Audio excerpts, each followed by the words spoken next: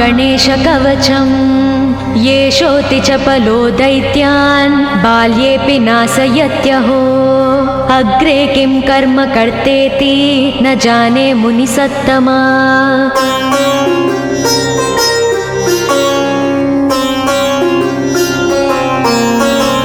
दैत्या नानाविधा दुष्टा साधुदेवद्रुमक्कला अतोऽस्य कण्ठे किञ्चित्यं रक्षां सम्बद्धुमर्णसि ध्यायेत् सिंहगतं विनायकममुं दिर्बाहुमध्ये युगे त्रात्रायां तु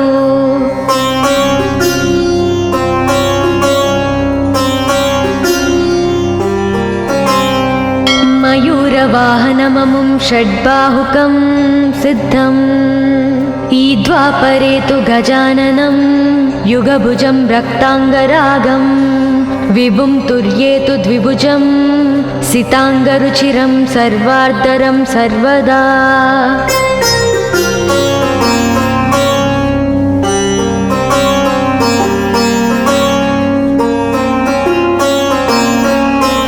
विनायकस्मिकां पातु परमात्मा परात्परः अतिसुन्दरकायस्तु मस्तकं सुमहोत्कटः ललाटं कश्यपः पातु भ्रूयुगं तु महोदरः नयने बालचन्द्रस्तु गजास्य स्रोष्ठपल्लवौ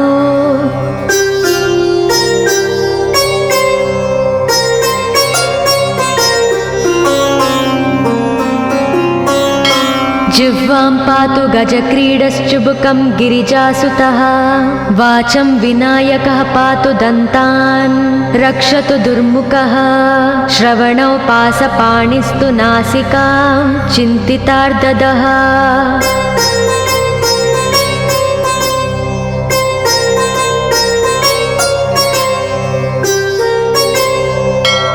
गणेशस्तु मुखं पातु कण्ठं पातु गणाधिपः स्कन्दौ पातु गजस्कन्दः स्तने विघ्नविनाशनः हृदयं गणनादस्तु हेरम्बो जठरं महान् धराधरः पातु पार्ष्णौ पृष्ठं विघ्नहरस्मुभः लिङ्गं गुह्यं सदा पातु वक्रतुण्डो महाबलः गजक्रीडो जानुजङ्गो ऊरु मङ्गलकीर्तिमान् एकदन्तो महाबुद्धिः पादौ गुल्पौ सदावतु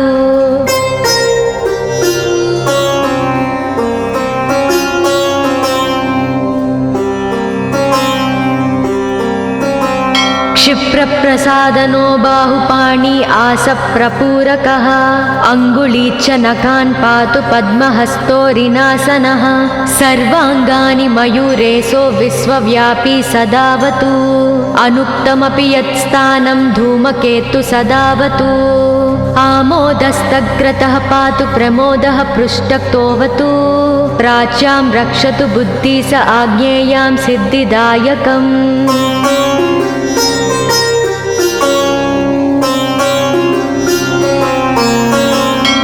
दक्षिणस्यामुमाप्लुतो नैव्युतां तु गणेश्वरः प्रतीच्यां विघ्नहर्ता व्याध्याययां गजकर्णकः कौबेर्यां निधिपः पायादीशान्याविसनन्दनः दिवाव्यादेकदन्तस्तु रात्रौ सन्ध्यासु यः विघ्नहृत् राक्षसासुरबेताళग्रहभूतपिशाचतः पाशाङ्कुशधरः पातु रजस्तत्त्वमसुत्रुति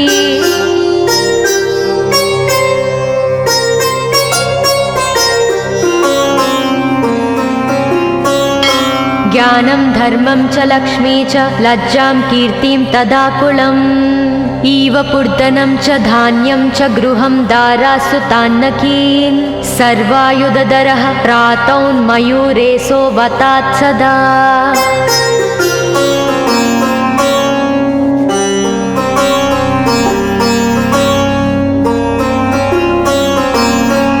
कपिलो जानुकं पातु गजास्वान् विकटोऽवतु भूर्जपत्रे लिखित्वेदं यः कण्ठे धारयेत् सुधीः न भयं जायते तस्य यक्षरक्षः पिशाचतः त्रिसन्ध्यं जपते यस्तु वज्रसारतनुर्भवेत् यात्राकाले पठेद्यस्तु निर्विघ्नेन फलं लभेत्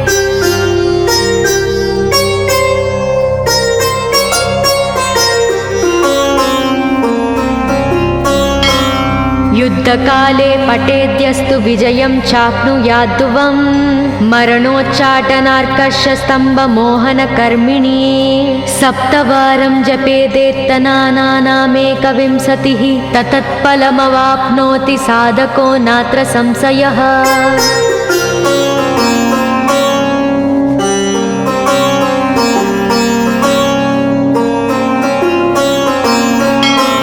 एकविंशतिवारं च पठेत्तावदिनानि यः कारागृहगतं सद्यो राज्ञा व्यजं च मोचयोत्। राजदर्शनवेलायां पठेदेतत्त्रिवारतः स राजानं वंशं नीत्वा प्रकृतिर्च सम्भां जयेत्। इदं गणेशकवचं कश्यपेन सविरितम्।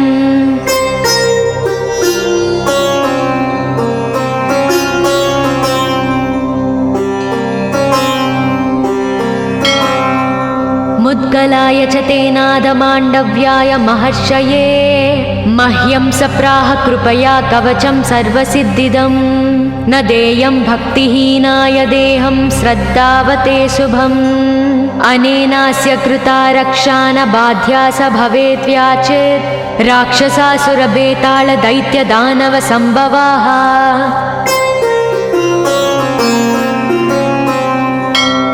इति श्रीगणेशपुराणे श्रीगणेशकवचं सम्पूर्णम्।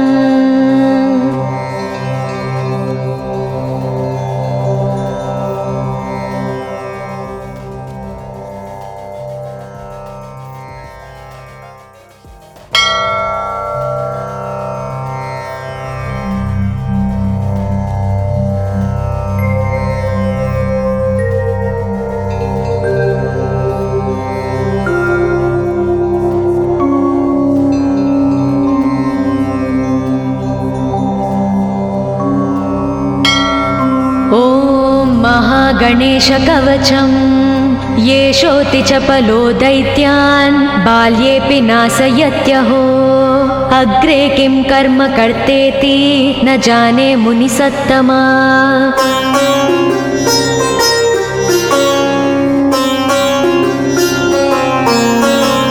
दैत्या नानाविधा दुष्टा साधुदेवद्रुमक्कला अतोऽस्य कण्ठे किञ्चित्यं रक्षां सम्बद्धुमर्णसि। ध्यायेत् सिंहगतं विनायकममुं दिर्बाहुमध्ये युगे त्रात्रायां तु।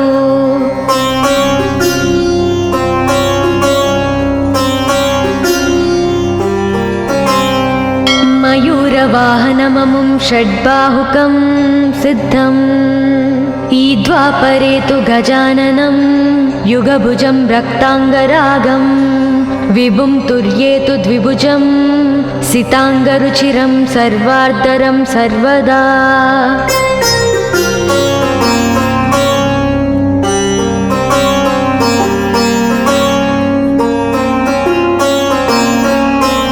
विनायकस्मिकां पातु परमात्मा परात्परः। अतिसुन्दरकायस्तु मस्तकं सुमहोत्कटः।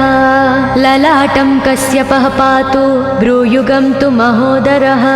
नयने बालचन्द्रस्तु गजास्य स्रोष्ठपल्लवौ।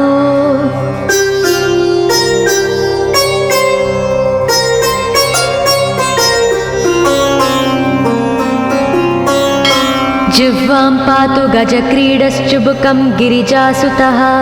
वाचं विनायकः पातु दन्तान् रक्षतु दुर्मुखः।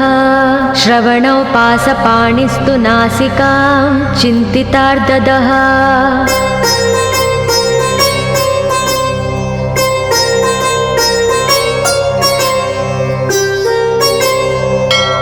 गणेशस्तु मुखं पातु कण्ठं पातु गणाधिपः। स्कन्दौ पातु गजस्कन्दः स्तने विघ्नविनाशनः। हृदयं गणनादस्तु हेरम्बो जठरं महान्। धराधरः पातु पार्ष्णौ पृष्ठं विघ्नहरस्मुभः। लिङ्गं गुह्यं सदा पातु वक्रतुण्डो महाबलः। गजक्रीडो जानुजङ्गो ऊरु मङ्गलकीर्तिमान्। एकदन्तो महाबुद्धिः पादौ गुल्पौ सदावतु।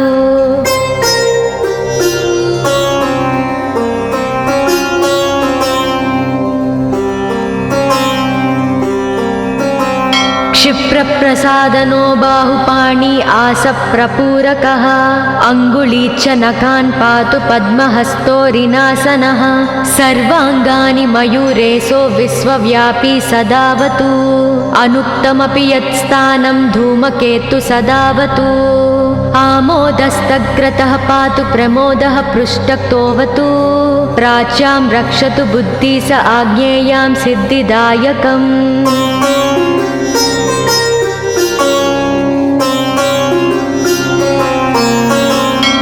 दक्षिणस्यामुमाप्लुतो नैव्युतां तु गणेश्वरः प्रतीच्यां विघ्नहर्ता व्याध्याययां गजकर्णकः कौबेर्यां निधिपः पायादीशान्याविसनन्दनः दिवा व्यादेकदन्तस्तु रात्रौ सन्ध्यासु यः विघ्नहृत् राक्षसासुरबेताళग्रहभूतपिशाचतः पाशाङ्कुशधरः पातु रजस्तत्त्वमसुत्रुती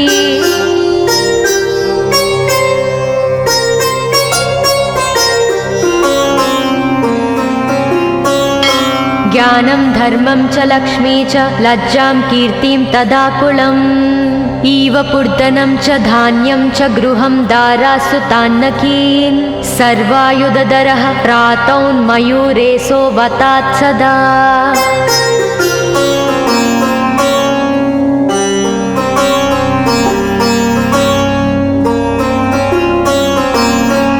कपिलो जानुकम्पातु गजास्वान् विकटोऽवतु भूर्जपत्रे लिखित्वेदं यः कण्ठे धारयेत् सुधीः न भयं जायते तस्य यक्षरक्षः पिशाचतः त्रिसन्ध्यं जपते यस्तु वज्रसारतनुर्भवेत् यात्राकाले पठेद्यस्तु निर्विघ्नेन फलं लभेत्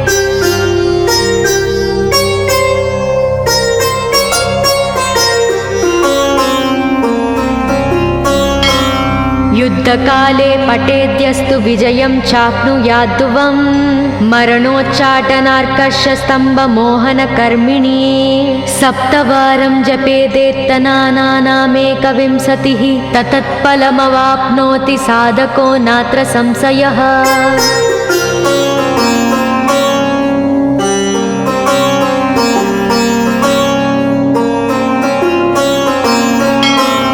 एकविंशतिवारं च पठेत्तावदिनानि यः कारागृहगतं सद्यो राज्ञा व्यजं च मोचयोत् राजदर्शनवेलायां पठेदेतत्त्रिवारतः स राजानं वंशं नीत्वा प्रकृतिर्च सम्भां जयेत् इदं गणेशकवचं कश्यपेन सविरितम्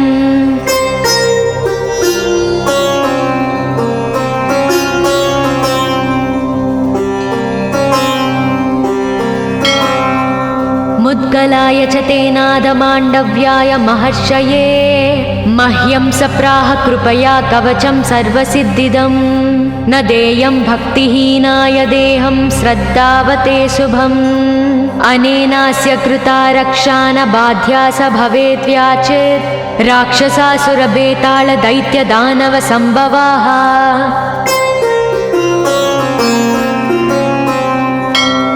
इति श्रीगणेशपुराणे श्रीगणेशकवचं सम्पूर्णम्।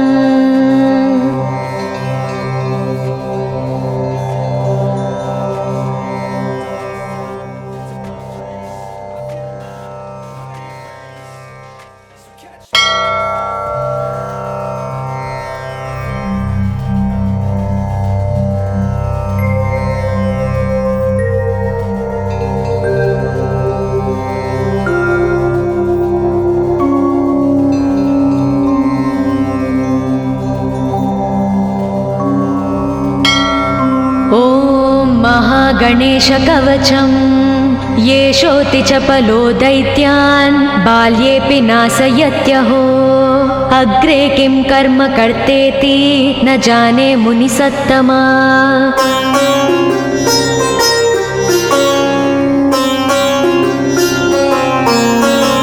दैत्या नानाविधा दुष्टा साधुदेवद्रुमक्कला अतोऽस्य कण्ठे किञ्चित्यं रक्षां सम्बद्धुमर्णसि ध्यायेत् सिंहगतं विनायकममुं दीर्बाहुमध्ये युगे त्रात्रायां तु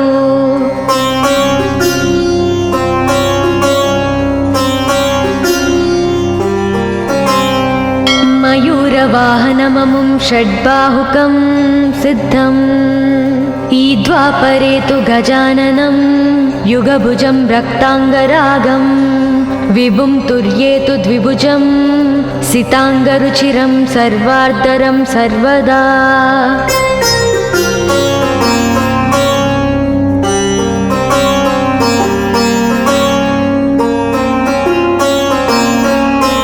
विनायकस्मिकां पातु परमात्मा परात्परः अतिसुन्दरकायस्तु मस्तकं सुमहोत्कटः ललाटं कश्यपः पातु भ्रूयुगं तु महोदरः नयने बालचन्द्रस्तु गजास्य स्रोष्ठपल्लवौ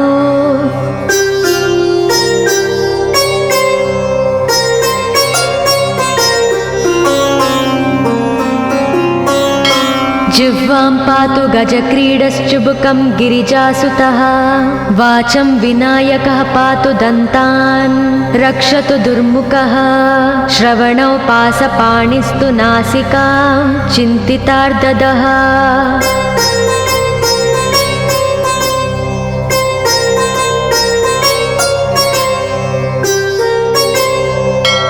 गणेशस्तु मुखं पातु कण्ठं पातु गणाधिपः स्कन्दौ पातु गजस्कन्दः स्तने विघ्नविनाशनः हृदयं गणनादस्तु हेरम्बो जठरं महान् धराधरः पातु पार्ष्णौ पृष्ठं विघ्नहरस्मुभः लिङ्गं गुह्यं सदा पातु वक्रतुण्डो महाबलः गजक्रीडो जानुजङ्गो ऊरु मङ्गलकीर्तिमान् एकदन्तो महाबुद्धिः पादौ गुल्पौ सदावतु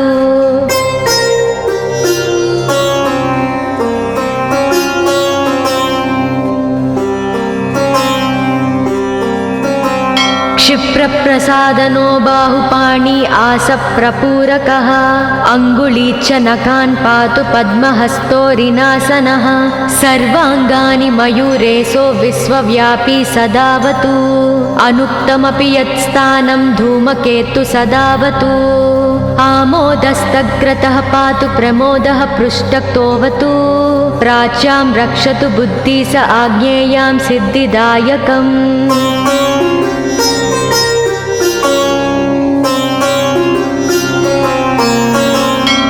दक्षिणस्यामुमाप्लुतो नैव्युतां तु गणेश्वरः प्रतीच्यां विघ्नहर्ता व्याध्याययां गजकर्णकः कौबेर्यां निधिपः पायादीशान्याविसनन्दनः दिवाव्यादेकदन्तस्तु रात्रौ सन्ध्यासु यः विघ्नहृत् राक्षसासुरबेताళग्रहभूतपिशाचतः पाशाङ्कुशधरः पातु रजस्तत्त्वमसुत्रुती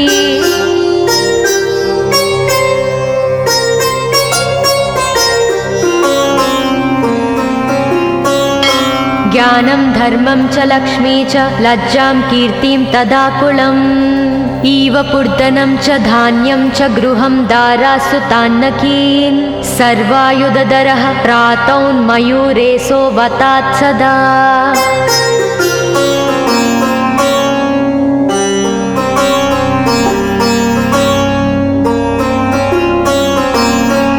कपिलो जानुकं पातु गजास्वान् विकटोऽवतु भूर्जपत्रे लिखित्वेदं यः कण्ठे धारयेत् सुधीः न भयं जायते तस्य यक्षरक्षः पिशाचतः त्रिसन्ध्यं जपते यस्तु वज्रसारतनुर्भवेत् यात्राकाले पठेद्यस्तु निर्विघ्नेन फलं लभेत्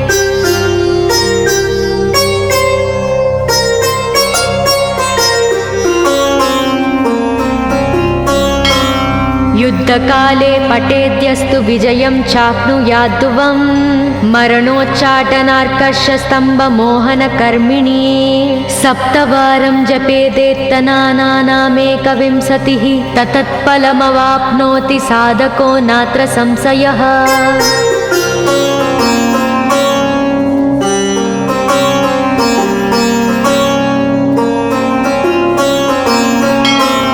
एकविंशतिवारं च पठेत्तावदिनानि यः कारागृहगतं सद्यो राज्ञा व्यजं च मोचयोत् राजदर्शनवेलायां पठेदेतत्त्रिवारतः स राजानं वंशं नीत्वा प्रकृतिर्च सम्भाञ्जयेत् इदं गणेशकवचं कश्यपेन सविरितम्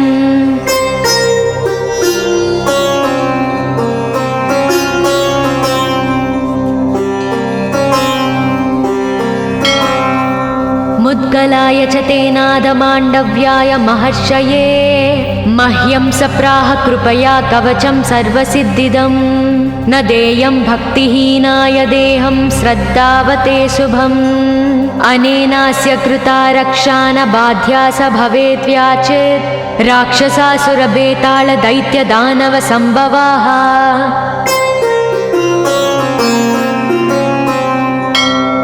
इति श्रीगणेशपुराणे श्रीगणेशकवचं सम्पूर्णम्।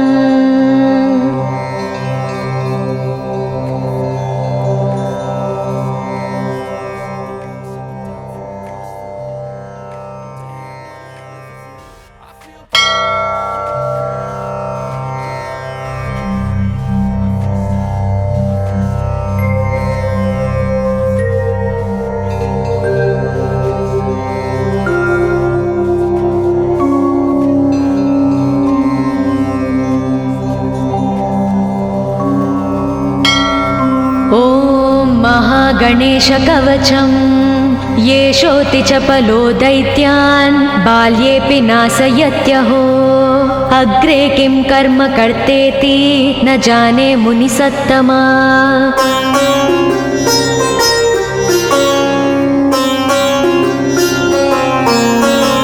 दैत्या नानाविधा दुष्टा साधुदेवद्रुमक्कला अतोऽस्य कण्ठे किञ्चित्यं रक्षां सम्बद्धुमर्णसि ध्यायेत् सिंहगतं विनायकममुं दिर्बाहुमध्ये युगे त्रात्रायां तु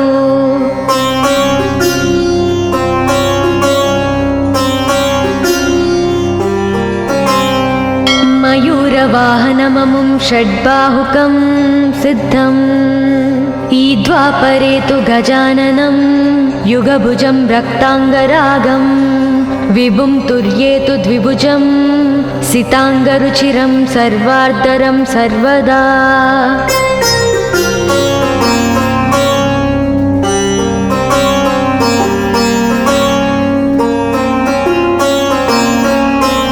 विनायकस्मिकां पातु परमात्मा परात्परः अतिसुन्दरकायस्तु मस्तकं सुमहोत्कटः ललाटं कश्यपः पातु भ्रूयुगं तु महोदरः नयने बालचन्द्रस्तु गजास्य स्रोष्ठपल्लवौ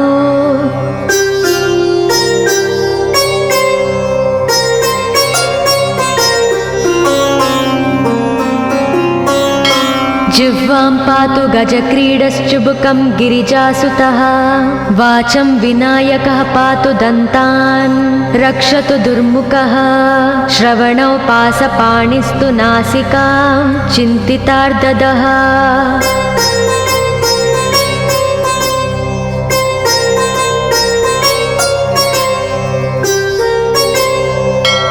गणेशस्तु मुखं पातु कण्ठं पातु गणाधिपः स्कन्दौ पातु गजस्कन्दः स्तने विघ्नविनाशनः हृदयं गणनादस्तु हेरम्बो जठरं महान् धराधरः पातु पार्ष्णौ पृष्ठं विघ्नहरस्मुभः लिङ्गं गुह्यं सदा पातु वक्रतुण्डो महाबलः गजक्रीडो जानुजङ्गो ऊरु मङ्गलकीर्तिमान् एकदन्तो महाबुद्धिः पादौ गुल्पौ सदावतु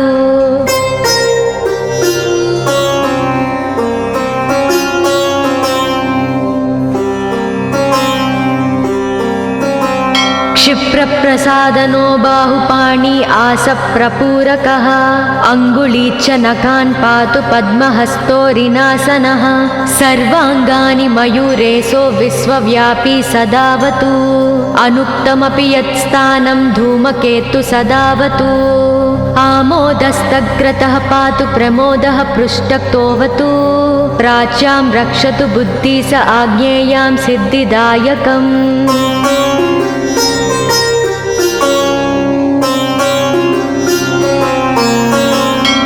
दक्षिणस्यामुमाप्लुतो नैव्युतां तु गणेश्वरः प्रतीच्यां विघ्नहर्ता व्याध्याययां गजकर्णकः कौबेर्यां निधिपः पायादीशान्याविसनन्दनः दिवा व्यादेकदन्तस्तु रात्रौ सन्ध्यासु यः विघ्नहृत् राक्षसासुरबेताళग्रहभूतपिशाचतः पासाङ्कुशधरः पातु रजस्तत्त्वमसुत्रुती।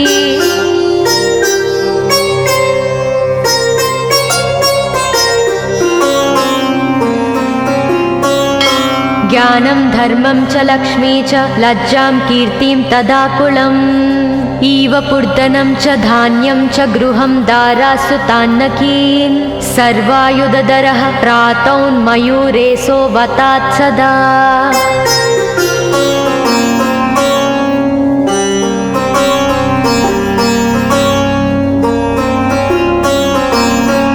कपिलो जानुकम्पातु गजास्वान् विकटोऽवतु भूर्जपत्रे लिखित्वेदं यः कण्ठे धारयेत् सुधीः न भयं जायते तस्य यक्षरक्षः पिशाचतः। त्रिसन्ध्यं जपते यस्तु वज्रसारतनुर्भवेत् यात्राकाले पठेद्यस्तु निर्विघ्नेन फलं लभेत्।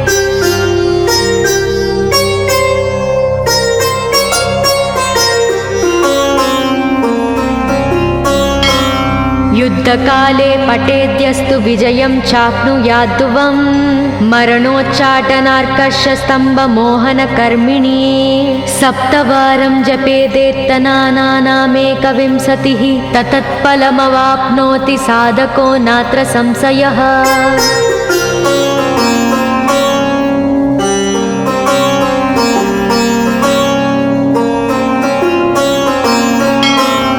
एकविंशतिवारं च पठेत्तावदिनानि यः कारागृहगतं सद्यो राज्ञा व्यजं च मोचयोत् राजदर्शनवेलायां पठेदेतत्त्रिवारतः स राजानं वंशं नीत्वा प्रकृतिर्च सम्भां जयेत्। इदं गणेशकवचं कश्यपेन सविरितम्।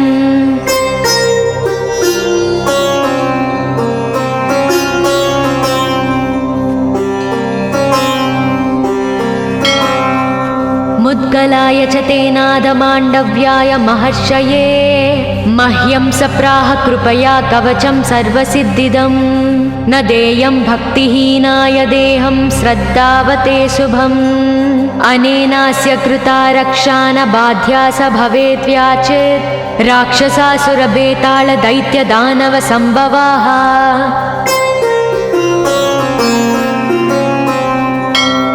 इति श्रीगणेशपुराणे श्रीगणेशकवचं सम्पूर्णम्।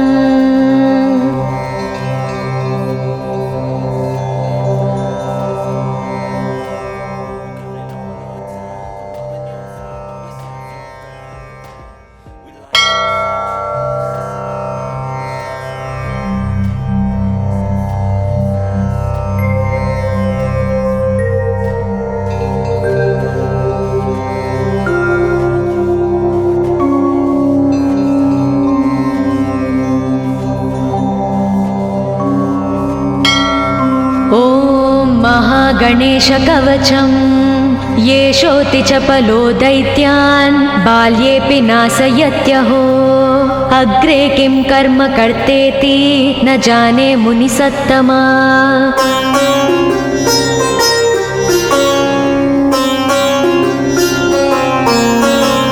दैत्या नानाविधा दुष्टा साधुदेवद्रुमक्कला अतोऽस्य कण्ठे किञ्चित्यं रक्षां सम्बद्धुमर्णसि ध्यायेत् सिंहगतं विनायकममुं दिर्बाहुमध्ये युगे त्रात्रायां तु।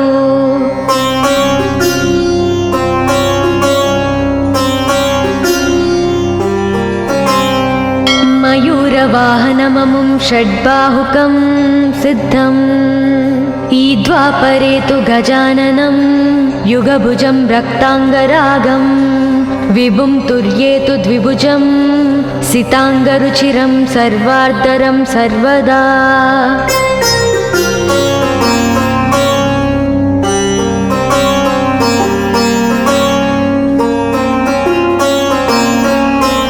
विनायकस्मिकां पातु परमात्मा परात्परः। अतिसुन्दरकायस्तु मस्तकं सुमहोत्कटः। ललाटं कश्यपः पातु भ्रूयुगं तु महोदरः।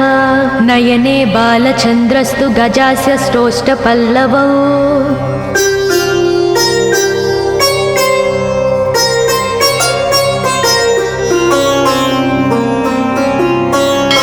जिह्वां पातु गजक्रीडश्चुबुकं गिरिजासुतः।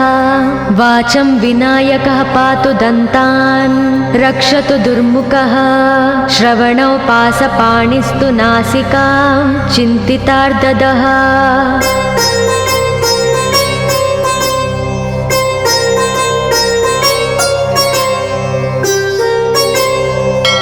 गणेशस्तु मुखं पातु कण्ठं पातु गणाधिपः।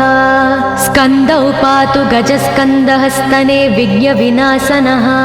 हृदयं गणनादस्तु हेरम्बो जठरं महान्। धराधरः पातु पार्ष्णौ पृष्ठं विघ्नहरस्मुभः। लिङ्गं गुह्यं सदा पातु वक्रतुण्डो महाबलः। गजक्रीडो जानुजङ्गो ऊरु मङ्गलकीर्तिमान्। एकदन्तो महाबुद्धिः पादौ गुल्पौ सदावतु।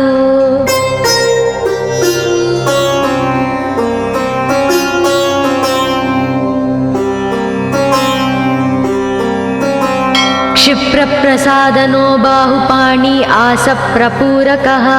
अङ्गुलीच्च नखान् पातु पद्महस्तोरिनासनः। सर्वाङ्गानि मयूरेशो विश्वव्यापी सदावतु। अनुक्तमपि यत्स्थानं धूमकेतु सदावतु। आमोदस्तग्रतः पातु प्रमोदः पृष्ठक्तोऽवतु। प्राच्यां रक्षतु बुद्धि स आज्ञेयां सिद्धिदायकम्।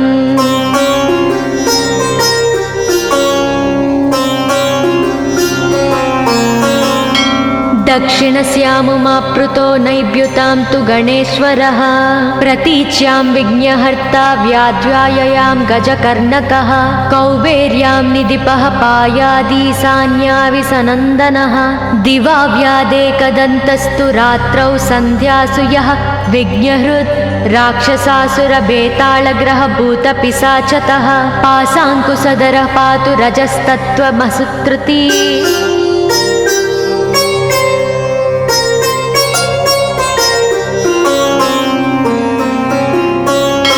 ज्ञानं धर्मं च लक्ष्मी च लज्जां कीर्तिं तदाकुलम्। इव पूर्धनं च धान्यं च गृहं दारासुतान्नकीन्। सर्वायुधधरः प्रातौन्मयूरेशो वतात् सदा।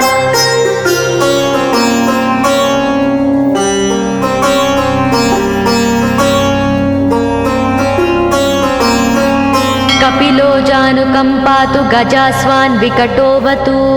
भूर्जपत्रे लिखित्वेदं यः कण्ठे धारयेत् सुधीः। न भयं जायते तस्य यक्षरक्षः पिशाचतः। त्रिसन्ध्यं जपते यस्तु वज्रसारतनुर्भवेत्। यात्राकाले पठेद्यस्तु निर्विघ्नेन फलं लभेत्।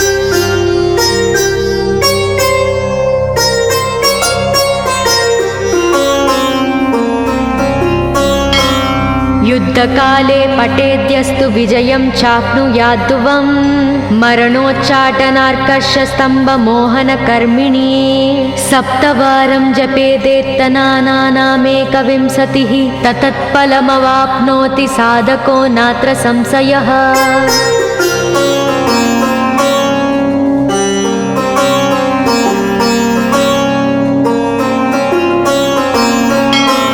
एकविंशतिवारं च पठेत्तावदिनानि यः। कारागृहगतं सद्यो राज्ञा व्यजं च मोचयोत्। राजदर्शनवेलायां पठेदेतत्त्रिवारतः। स राजानं वंशं नीत्वा प्रकृतिर्च सम्भां जयेत्। इदं गणेशकवचं कश्यपेन सविरितम्।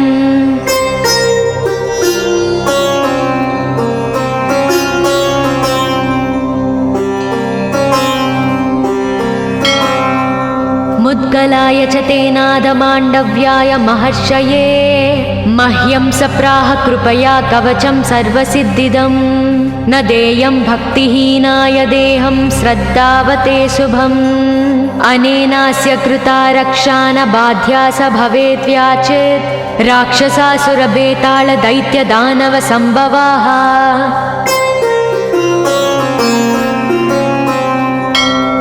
इति श्रीगणेशपुराणे श्रीगणेशकवचं सम्पूर्णम्।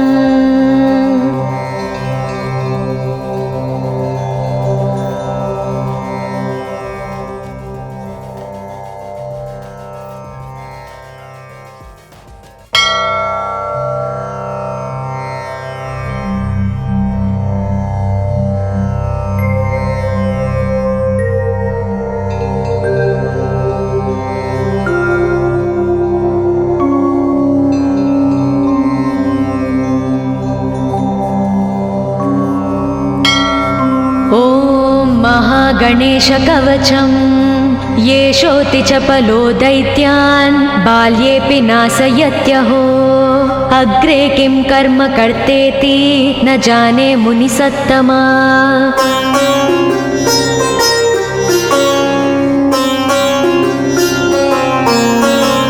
दैत्या नानाविधा दुष्टा साधुदेवद्रुमक्कला अतोऽस्य कण्ठे किञ्चित्यं रक्षां सम्बद्धुमर्णसि ध्यायेत् सिंहगतं विनायकममुं दिर्बाहुमध्ये युगे त्रात्रायां तु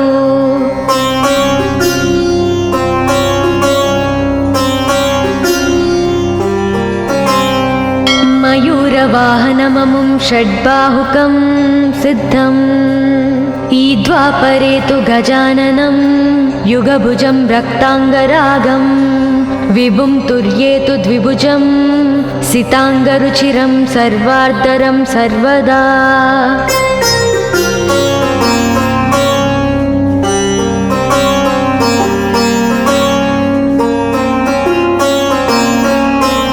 विनायकस्मिकां पातु परमात्मा परात्परः अतिसुन्दरकायस्तु मस्तकं सुमहोत्कटः ललाटं कश्यपः पातु भ्रूयुगं तु महोदरः नयने बालचन्द्रस्तु गजास्य स्रोष्ठपल्लवौ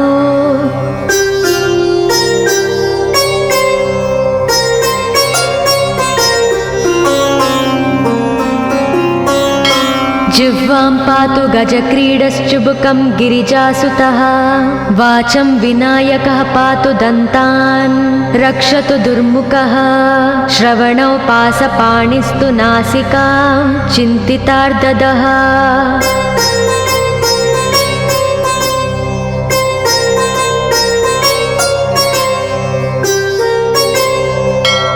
गणेशस्तु मुखं पातु कण्ठं पातु गणाधिपः स्कन्दौ पातु गजस्कन्दः स्तने विघ्नविनाशनः हृदयं गणनादस्तु हेरम्बो जठरं महान् धराधरः पातु पार्ष्णौ पृष्ठं विघ्नहरस्मुभः लिङ्गं गुह्यं सदा पातु वक्रतुण्डो महाबलः गजक्रीडो जानुजङ्गो ऊरु मङ्गलकीर्तिमान् एकदन्तो महाबुद्धिः पादौ गुल्पौ सदावतु।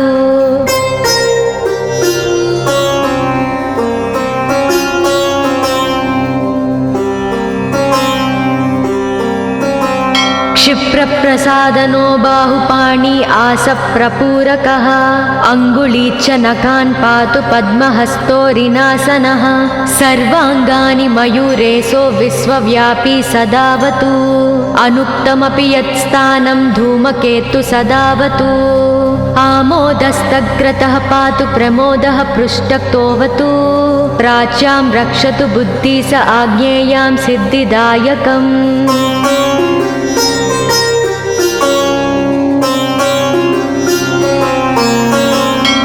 दक्षिणस्यामुमाप्लुतो नैव्युतां तु गणेश्वरः प्रतीच्यां विघ्नहर्ता व्याद्वाययां गजकर्णकः कौबेर्यां निधिपः पायादीशान्याविसनन्दनः दिवा व्यादेकदन्तस्तु रात्रौ सन्ध्यासु यः विघ्नहृत् राक्षसासुरबेताళग्रहभूतपिशाचतः पासाङ्कुशधरः पातु रजस्तत्त्वमसुत्रुती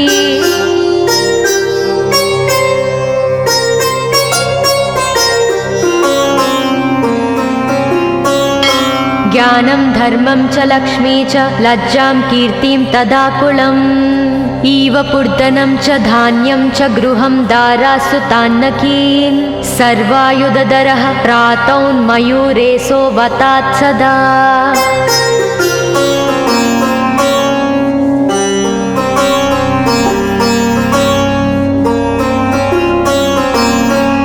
कपिलो जानुकम्पातु गजास्वान् विकटोऽवतु भूर्जपत्रे लिखित्वेदं यः कण्ठे धारयेत् सुधीः न भयं जायते तस्य यक्षरक्षः पिशाचतः त्रिसन्ध्यं जपते यस्तु वज्रसारतनुर्भवेत् यात्राकाले पठेद्यस्तु निर्विघ्नेन फलं लभेत्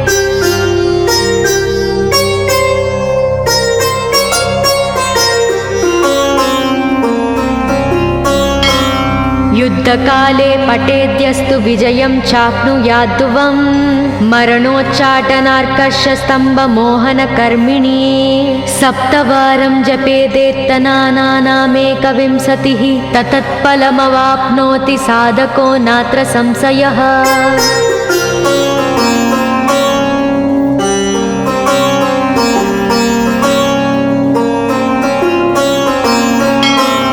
एकविंशतिवारं च पठेत्तावदिनानि यः कारागृहगतं सद्यो राज्ञा व्यजं च मोचयोत् राजदर्शनवेलायां पठेदेतत्त्रिवारतः स राजानं वंशं नीत्वा प्रकृतिर्च सम्भां जयेत् इदं गणेशकवचं कश्यपेन सविरितम्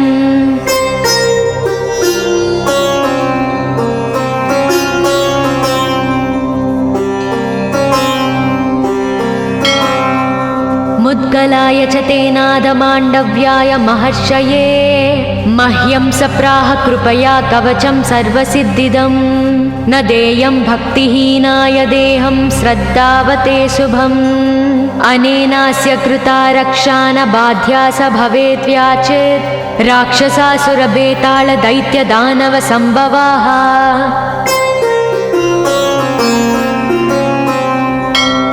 इति श्रीगणेशपुराणे श्रीगणेशकवचं सम्पूर्णम्।